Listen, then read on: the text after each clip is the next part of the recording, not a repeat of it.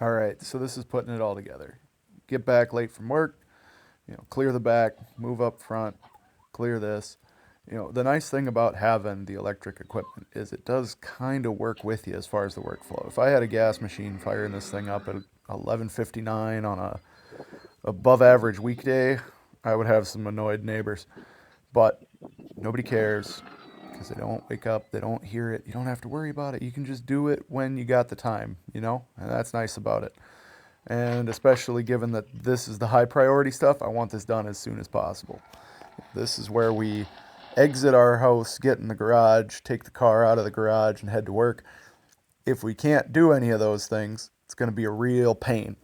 So I will say, it struggled with this stuff. It was kind of sloppy, wet, slushy, especially after I drug it through the heated garage. It started to get a bunch of water built up on it. So you'll note that instead of flinging it through the chute, it's just kind of flinging it like the Ryobi shovel does in the general direction that you're pointing it. We tried and unclogged it a couple of times, but I think the writing was on the wall that this was no longer going to be a perfect system. Don't get me wrong, it did the job without any real issues. It's fine. You just kind of adapt and finish what you're doing and call her a day, come back to it another time. Like I say, we're only working on the high priority stuff.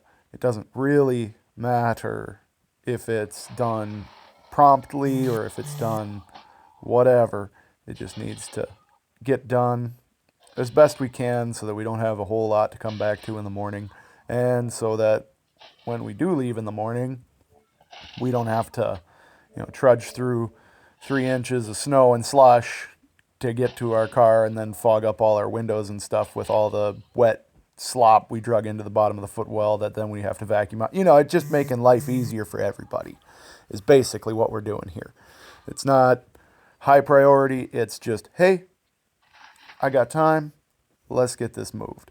Now, on that topic, a little disappointed with this one on this front. It did the job, but come on, clogging up chute. Probably could have done this a little bit faster if I'd have just taken the Ryobi shovel. Does keep making me think I ought to buy a Ryobi machine, but especially with this winter. Why? I mean, you've seen almost all of the snow removal and ice stuff that I've done. On that topic, we got a little bit of brine. We might as well lay it down.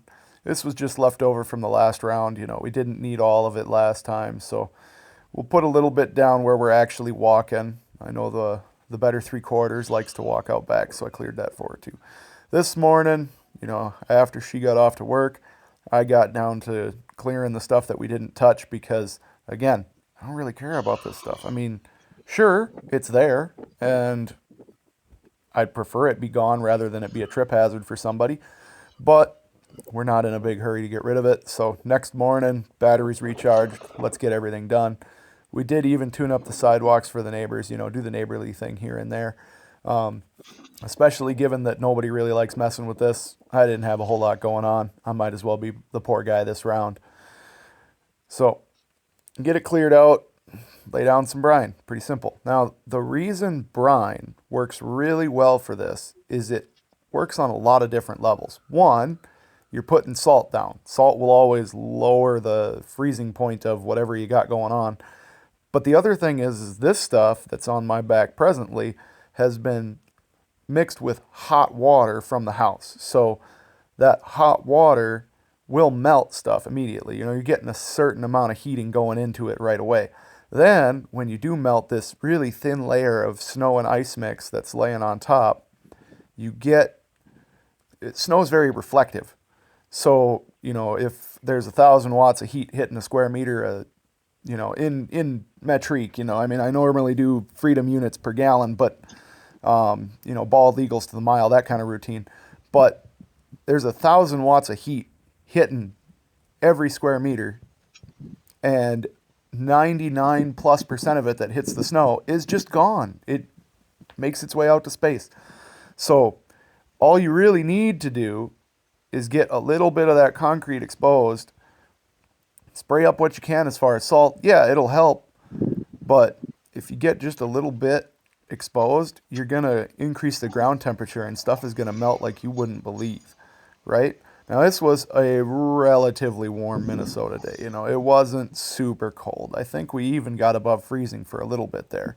But having said that, you know, pay attention to the snow that's not hit with the brine. You know, everything that is on the grass and, you know, whatever else. It don't melt. And that's because all the sun that hits it just messes right off into the atmosphere, well, into space, frankly. So this little bit got cleared up. You'll note the timestamp. And then, you know, another couple of hours goes by. All that stuff's gone. But look right in front of my trash can. Look at my steps. I didn't touch my steps because we don't really care. But that stuff stuck around. You look over here, you know, this is earlier in the day. Most of it is all cleared up. You'll note in the shade there's a little bit sticking around. You know, and you look over to the left, you'll see my sidewalk over there. That stuck around. We went and cleaned it up a little bit. But, you know, getting the sun on it when you can, I mean, obviously it's not always sunny, but when you can, it really helps it, that process. Kicks it right along, speeds it up. You might as well do it. It doesn't cost you hardly anything except for time and effort. And it makes everything go a whole lot easier. I mean, would you rather have the sun do the work for you, or would you rather be out there with an ice scraper? That's me, you know. Either way, putting it all together, I really like this system. I don't particularly like the particular electric snowblower that I have, but I do like that I can do it in the middle of the night and nobody cares. And I do like that it is quiet, and I do like that it is efficient and cheap, all those things, low maintenance.